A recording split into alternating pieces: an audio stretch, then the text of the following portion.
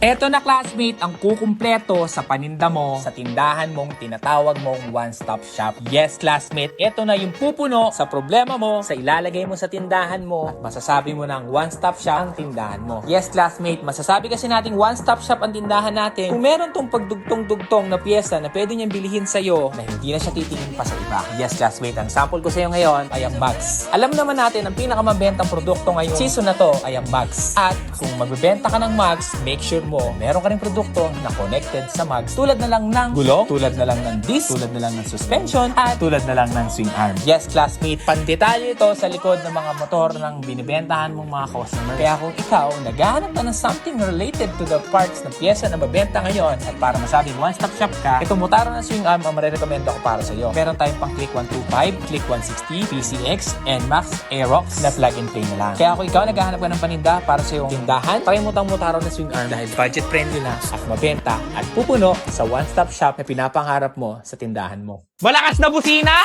Baka G-Star Horn na yan!